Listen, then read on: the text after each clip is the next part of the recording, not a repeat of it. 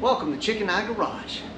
Now recently, I replaced the front suspension on my 1978 GMC Sierra. Did upper and lower control arms from CPP, 2-inch drop springs from UMI Performance, and went ahead and replaced all 4 shocks with Beltec Street Performance. This truck rides and handles really well. And speaking of handling, I also installed the 1.25-inch sway bar from CPP as well. And so what I thought I might do is take that recorded clip of the sway bar and make a separate video. Now you're going to see the original clip from when I did all the front suspension, but if you'd like to watch that whole video, go ahead and click right here wherever YouTube puts that link, and you can watch the video from teardown to test drive. You'll see all the trials and tribulations I dealt with, and I can promise you this, there's a lot of sketchiness I found as well. Now when it came to installing the sway bar on this truck, it really wasn't that difficult, but it also wasn't as plug and play as the CPP instructions lead you to believe. So I went on YouTube just like anybody else would and see if I could find anybody installing a sway bar from CPP on a square body truck. And I really couldn't find any videos. And the ones I did find, no offense to those guys, but they weren't all that great. To be honest with you, they didn't provide any mug time like this does right here. So I thought I'd go ahead and take that recorded clip from the suspension install and make a separate video as well. So if you've already seen the suspension video, please go ahead and watch this one. One, it's old Charlie and you want to make sure you get all of it you can. And two, it just helps out with the analytics. YouTube uses algorithms and all kinds of metrics to push out videos that are doing real well versus the ones that aren't. Because guess what? They're in it for making money as well. And I'd like to go from 50 cents a week to about 75. I don't make a lot of money doing this, but I'd like to slowly get there to where I can have a little bit more fun money, if you would. So please check that video out, and at the end of this one, we'll do another test drive, because why not? So here's what you get in the box. Obviously you get a nice beefy sway bar. This is 1.25 inches thick, and it's gloss black just like the rest of the control arms and stuff. Looks really nice. Your instructions, you got old Charlie Chicken Eye, you won't need these. Get you a little assembly grease, sack of nuts and bolts, obviously your end links, your sway bar bushing and bracket. It's nice too, it's greasable. Believe it or not, you get a stock frame bracket, and this is a lowered frame bracket. I don't know how often people run these tubular control arms from CPP on a stock height truck, but if you're going to run their sway bar, you do have a stock height bracket that will come in the kit. But for most of us, we're going to be doing this kind of stuff, our truck's going to be a little bit lowered, so you're going to be wanting to run the lowered bracket. Well, it's actually another day. Me and my son started putting this bar in, and it wasn't working out for whatever reason the way we were installing it. So I kind of skimmed the instructions. CPP recommends putting the bushing and bracket on the bar. Put this supplied lube that comes in it. I can't do that now because I've already installed it or put it on. But put it inside the bushing, put the bushing on the bar, and then the bracket over it. They recommend go ahead and bolting the bracket to this down because it's harder to get to the hardware once it's installed. So let's go ahead and do that real quick, and then we'll take the bar to the truck. Kind of hard to compress that and get that lock washer and nut all together in one. The longer portion of the bracket will face towards the rear of the truck. The shorter side faces the front. Same thing with the stock bracket. Let me go ahead and get this set up. We'll zap these in tight, sneak the bar forward.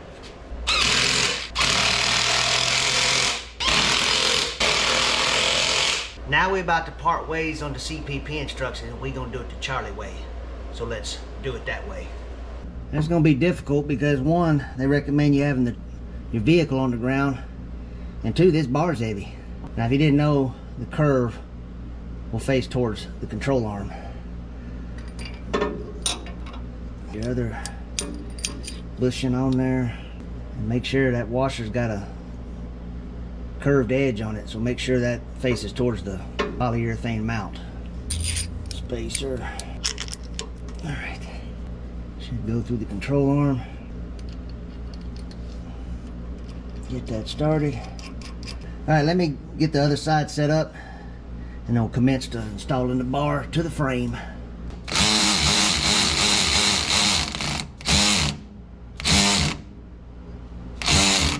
You don't want to over tighten these bushings.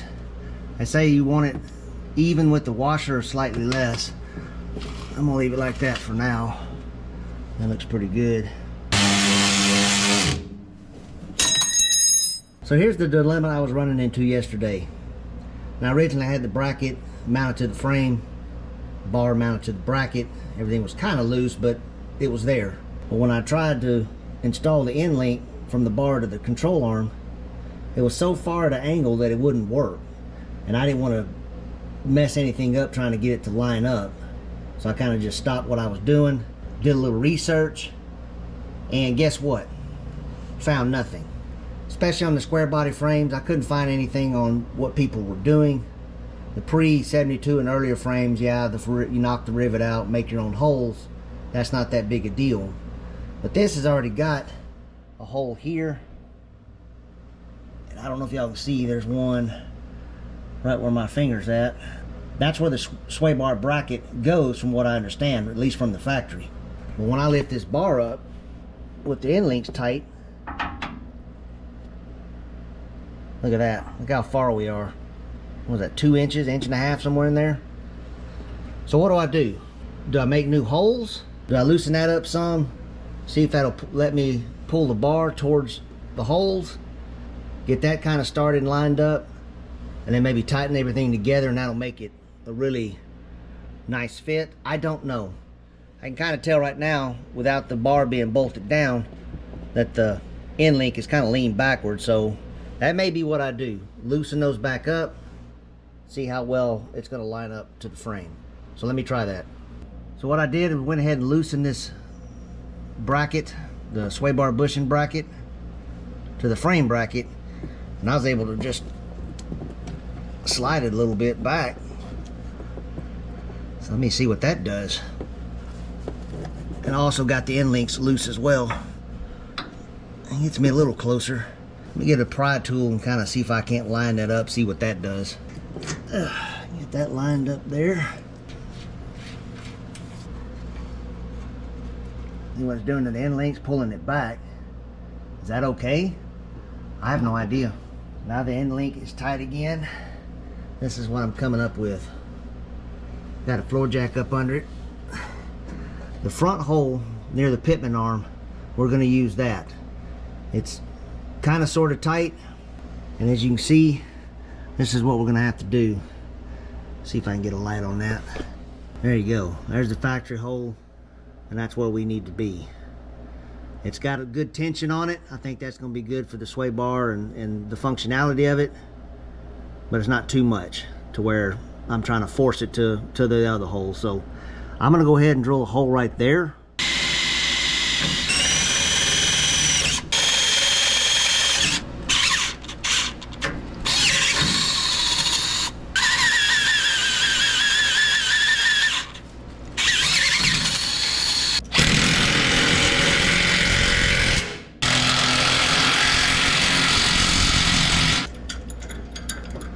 All right, there it is. Let me repeat the process on the other side. Well, that wraps up the sway bar install. Everything looks pretty good. All the hardware's tight. End links are tightened as well. Might need a little bit more on that one. But overall, everything looks good. And I would say it's a pretty easy install. Outside of having to make that extra hole, really wasn't that bad. So I'm not too upset about that. Man, all this stuff under here looks really, really good. I hope it rides and handles as good as it looks. And speaking of looks, it's mug time. Yes. Last thing we need to do is test drive. So I got a bunch of stuff in the back of the bed. I need to torque the front wheels down, get cleaned up, and then we'll take this thing for a little spin. All right, it's test drive day. I say, what better way to have a test drive than in the rain? I just bought some brand new wipers and they weren't real good. really, but I mean, yeah, right in my vision too. The old chicken eyes all clogged up with water droplets. Now that intro clip, I'll be honest, that was about 2 months ago. Been doing a little bit of work on this truck, and so I haven't really had a chance to drive it. I actually got the AC working. Don't really need it now because we off in the fall months and it's starting to chill down a little bit. But I got it on because we got the defrost going, kind of keep the window dry. That way I can make sure I can see the water droplets that won't wipe away with my new wipers. So this is the exact same spot from last time.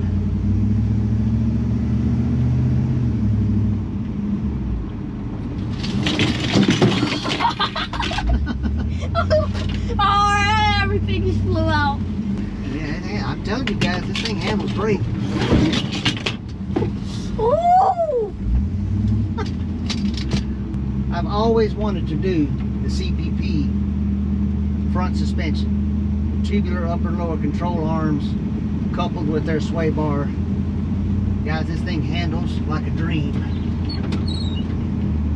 And I got the alignment pretty dang good for not taking it to a shop. Not too bad. Got the steering wheel mostly straight.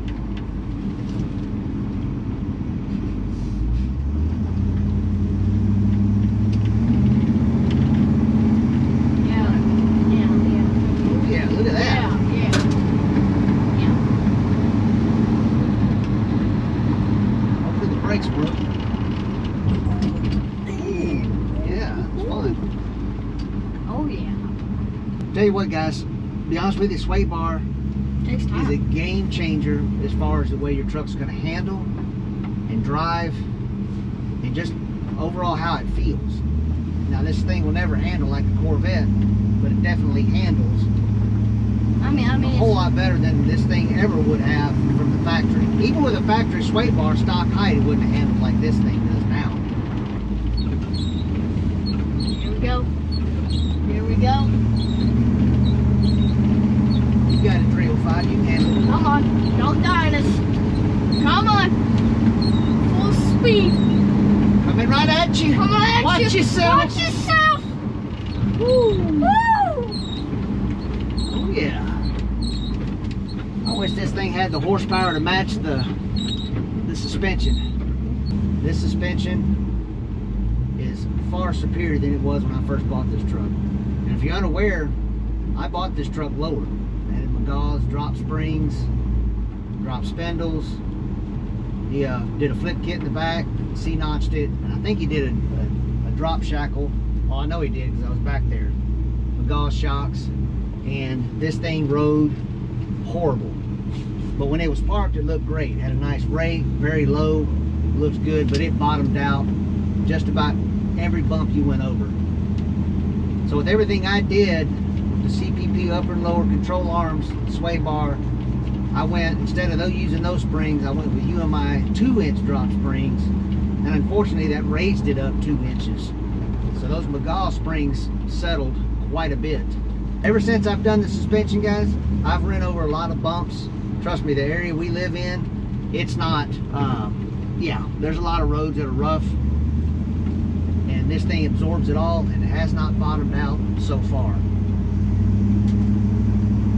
It just, I mean, this thing handles great. Great right now before it did before. But so far, the suspension is very good. Yeah, AC's now fixed on this truck. Suspension's great. Seat Comfortable new seat belts. I'm gonna let this truck go, guys. You're unaware, I'm gonna go ahead and sell this thing because, not that I don't like it, I just want to move on to something different. Yeah. Kind of want to get into buying and selling, flipping, doing some stuff, turn around and selling it, making a few dollars, a few videos, move on to the next deal. Yeah, when I bought the truck, it tucked tire about like the rear does. With those UMI springs, it pushed it up some. Like I said, so much more clearance, makes it a lot more enjoyable to drive. And let's face it, at the end of the day, when you get in your truck, you want it to look cool while it's going down the road, park, going to shows. At the same time, you want to enjoy driving it. And the way it was before was not enjoyable at all. Good. Real good up under here. So like I said in the beginning of the video, if you want to see everything I did on the suspension, all the trials and tribulations I went through, and go ahead and go to my channel. Matter of fact, I'll go ahead and put the link of the video in the description as well. That way you can just click on it and you can watch the whole thing. There's some added stuff in there as well. My boy Trey came over with his dually and we went out to lunch. Some fun stuff like that. But the meat and potatoes of the video, go ahead and watch all that. That way you can see everything that's involved in doing a suspension on a truck just like this right here. If you want to be in this channel, you just never know what's going to happen. We got, sometimes he lets them out the back. My dad, He's always letting them out the front. And you know what else happens from time to time? Yes, mug time. Never end a video without the mug. This will be the last mug time for this truck. Yep, you're right. Catch you on the next one. That's right. All right. Take this thing back to the house.